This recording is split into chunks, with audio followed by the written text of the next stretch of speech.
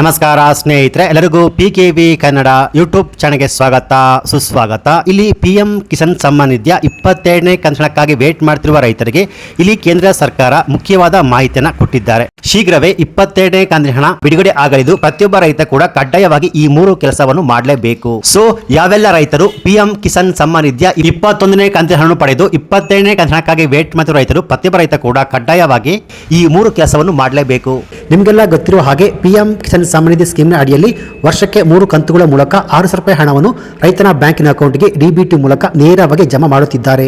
21ನೇ ಕಂತಿನ ಹಣ ನವೆಂಬರ್ 19ರಂದು ರೈತರ ಬ್ಯಾಂಕಿನ ಅಕೌಂಟ್ಗೆ ಜಮಾ ಆಗಿತ್ತು. ಹಾಗೆಯೇ 22ನೇ ಕಂತಿನ ಹಣ ಯಾವಾಗ ರೈತರ ಬ್ಯಾಂಕಿನ ಅಕೌಂಟ್ಗೆ ಜಮಾ ಆಗುತ್ತೆ, ಹಾಗೆಯೇ ರೈತರು ಈ 22ನೇ ಕಂತಿನ ಹಣವನ್ನು ಪಡ್ಕೋಬೇಕಾದ್ರೆ ಪ್ರತಿಯೊಬ್ಬ ರೈತ ಕೂಡ ಕಡ್ಡಾಯವಾಗಿ ಮಾಡಬೇಕಾದ ಆ 3 ಕೆಲಸ ಏನು ಎನ್ನುವ ಕಂಪ್ಲೀಟ್ ಮಾಹಿತಿ ಈ ಒಂದು ವಿಡಿಯೋದಲ್ಲಿ ನಾನು ನಿಮಗೆ ತಿಳಿಸ್ಕೊಡ್ತೀನಿ. ಸೊ ಯಾವೆಲ್ಲ ರೈತರು PM ಕಿಸಾನ್ ಸಮ್ಮಾನ್ ನಿಧಿಯ 22ನೇ ಕಂತಿನ ಹಣಕ್ಕಾಗಿ ವೇಟ್ ಮಾಡ್ತಿದ್ದೀರೋ, ಸೊ ನೀವು ಈ ವಿಡಿಯೋವನ್ನು ಮಿಸ್ ಮಾಡದೆ ಫುಲ್ ವಿಡಿಯೋ ಕೊನೆವರೆಗೂ ನೋಡಿ. ಹಾಗಿದ್ರೆ ಮಾತ್ರ ಫುಲ್ ಇನ್ಫಾರ್ಮೇಶನ್ ನಿಮಗೆ ಅರ್ಥ ಆಗುವಂಥದ್ದು. ಸೊ ನೀವು ಕೂಡ ರೈತರಾಗಿದ್ದು ಅಥವಾ ರೈತರ ಮಕ್ಕಳಾಗಿದ್ರೆ ಈ ವಿಡಿಯೋಗೊಂದು ಲೈಕ್ ಕೊಟ್ಟು ಈ ವಿಡಿಯೋವನ್ನು ಕಂಪ್ಲೀಟ್ ಆಗಿ ನೋಡಿ. ಬನ್ನಿ ವಿಡಿಯೋವನ್ನು ಶುರು ಮಾಡೋಣ. ಅದಕ್ಕಿಂತ ಮುಂಚೆ ನೀವಿನ್ನು PKV ಕನ್ನಡ ಯೂಟ್ಯೂಬ್ ಚಾನಲ್ಗೆ ಸಬ್ಸ್ಕ್ರೈಬ್ ಮಾಡಿಲ್ಲ ಅಂದ್ರೆ ದಯವಿಟ್ಟು ಇಲ್ಲಿ ಕಾಣುವಂತಹ ಸಬ್ಸ್ಕ್ರೈಬ್ ಬಟನ್ ಪ್ರೆಸ್ ಮಾಡಿಕೊಳ್ಳಿ. ಹಾಗೆಯೇ ಪಕ್ಕದಲ್ಲಿ ಬರುವಂತಹ ಬೆಲ್ ಬಟನ್ ಒತ್ತಿ. ಸೊ ನಾನು ಯಾವುದೇ ಒಂದು ವಿಡಿಯೋವನ್ನು ಅಪ್ಲೋಡ್ ಮಾಡಿದಾಗ ನೀವು ನೋಡಬಹುದು.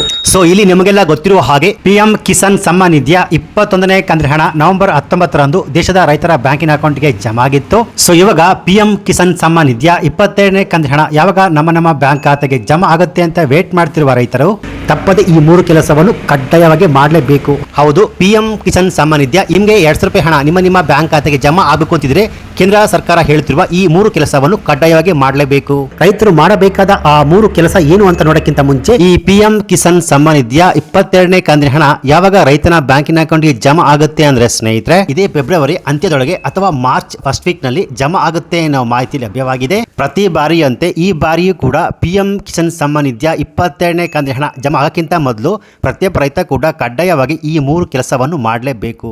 ಮೊದಲನೆಯ ಕೆಲಸ, ಬ್ಯಾಂಕ್ ಖಾತೆಗೆ ಆಧಾರ್ ಲಿಂಕ್. ಹೌದು, ರೈತನ ಬ್ಯಾಂಕಿನ ಅಕೌಂಟ್ಗೆ PM ಕಿಸಾನ್ ಸಮ್ಮಾನ್ ನಿಧಿಯ 22ನೇ ಕಂತಿನ ಹಣ ಜಮಾ ಆಗಲು ನಿಮ್ಮ ಬ್ಯಾಂಕಿನ ಅಕೌಂಟ್ಗೆ ಆಧಾರ್ ಕಾರ್ಡ್ ಲಿಂಕ್ ಆಗಿರಬೇಕು. ಹೌದು, ನಿಮ್ಮ ಆಧಾರ್ ಕಾರ್ಡ್ ಅನ್ನು ನಿಮ್ಮ ಬ್ಯಾಂಕಿನ ಅಕೌಂಟು ಅಥವಾ ಪೋಸ್ಟ್ ಆಫೀಸ್ ಎಲ್ಲಿದೆಯೋ ಅಲ್ಲಿ ಹೋಗ್ಬಿಟ್ಟು ಲಿಂಕ್ ಮಾಡಬೇಕು. ಇದಕ್ಕೆ ನೀವು ನಿಮ್ಮ ಬ್ಯಾಂಕ್ ಅಥವಾ ಪೋಸ್ಟ್ ಆಫೀಸ್ಗೆ ಹೋಗ್ಬಿಟ್ಟು ನಿಮ್ಮ ಆಧಾರ್ ಕಾರ್ಡ್ಗೆ ಲಿಂಕ್ ಆಗಿರುವಂತಹ ಮೊಬೈಲ್ ನಂಬರು ಮತ್ತೆ ಆಧಾರ್ ಕಾರ್ಡ್ ಕೊಟ್ಬಿಟ್ಟು ಅಪ್ಡೇಟ್ ಮಾಡಿಕೊಳ್ಳಬೇಕು. ನಂತರ EKYC. ಹೌದು, PM ಯಾವುದೇ ಕಂತಿನ ಹಣ ನೀವು ಪಡ್ಕೋಬೇಕಾದ್ರೆ ಕಡ್ಡಾಯವಾಗಿ ಪ್ರತಿಯೊಬ್ಬ ರೈತ ಕೂಡ EKYC ಮಾಡಿಕೊಳ್ಳಬೇಕು. ಹೌದು, ಸೊ EKYC ಮಾಡಿಕೊಳ್ಳುವುದು ಹೇಗೆ ಅಂದ್ರೆ ಸ್ನೇಹಿತರೆ, ಈ PM ಕಿಸಾನ್ ಸಮ್ಮಾನ್ ನಿಧಿಯ ಅಫಿಷಿಯಲ್ ಪೇಜ್ ಭೇಟಿ ಕೊಟ್ಟು ಇಲ್ಲಿ ಕಾಣುವಂತಹ EKYC ಬಟನ್ ಮೇಲೆ ಕ್ಲಿಕ್ ಮಾಡಿಕೊಂಡು ನಂತರ ಇನ್ನೊಂದು ಪೇಜ್ ಓಪನ್ ಆಗುತ್ತೆ.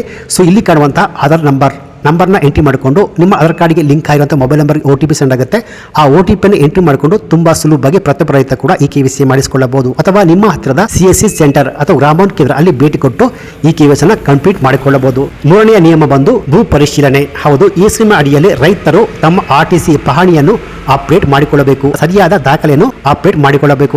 ಯಾಕೆಂದ್ರೆ ಹಲವು ರೈತರು ಹೊಸ ಜಮೀನನ್ನು ಪರ್ಚೇಸ್ ಮಾಡಿರ್ತಾರೆ ಅಥವಾ ಸೇಲ್ ಮಾಡಿರ್ತಾರೆ. ಸೊ ಪ್ರೆಸೆಂಟ್ ಇವಾಗ ರೈತನ ಹತ್ರ ಯಾವ RTC, ಯಾವ ಪಹಣಿ, ಯಾವ ಭೂ ದಾಖಲೆ ಇದೆಯೋ ಅದನ್ನು ಪ್ರತಿ ಬಾರಿ ಕೂಡ ಅಪ್ಡೇಟ್ ಮಾಡಿಕೊಳ್ಳಬೇಕು. ಸೊ ಈ ರೀತಿಯಾಗಿ ಪ್ರತಿಯೊಬ್ಬ ರೈತ ಕೂಡ PM ಕಿಸಾನ್ ಸಮ್ಮಾನ್ ನಿಧಿಯ ಹಣ ಪಡ್ಕೋಬೇಕಾದ್ರೆ ಕಡ್ಡಾಯವಾಗಿ ಈ 3 ಕೆಲಸವನ್ನು ಮಾಡಲೇಬೇಕು. ಸೊ ಹೀಗಾಗಿ ಯಾವೆಲ್ಲ ರೈತರು EKYC, ಬ್ಯಾಂಕಿನ ಅಕೌಂಟು ಅಥವಾ ಪೋಸ್ಟ್ ಆಫೀಸಿಗೆ ಆಧಾರ್ ಲಿಂಕ್ ಹಾಗೆಯೇ ಸರಿಯಾದ ಡಾಕ್ಯುಮೆಂಟ್ಸ್ ಅನ್ನು ಅಪ್ಡೇಟ್ ಮಾಡಿರ್ತಾರೋ ಅಂತ ರೈತರಿಗೆ ಮಾತ್ರ PM ಕಿಸಾನ್ ಸಮ್ಮಾನ್ ನಿಧಿ ಹಣವನ್ನು ಜಮಾ ಮಾಡಲಾಗುವುದು ಎನ್ನುವ ಮಾಹಿತಿ ಲಭ್ಯವಾಗಿದೆ. ಸೊ ಇದೇ ಫೆಬ್ರವರಿ ಅಂತ್ಯದೊಳಗೆ ಅಥವಾ ಮಾರ್ಚ್ ಫಸ್ಟ್ ವೀಕ್ ನಲ್ಲಿ PM ಕಿಸಾನ್ ಸಮ್ಮಾನ್ ನಿಧಿಯ 22ನೇ ಕಂತಿನ ಹಣ ಜಮಾ ಆಗುತ್ತೆ ಎನ್ನುವ ಮಾಹಿತಿ ಲಭ್ಯವಾಗಿದೆ.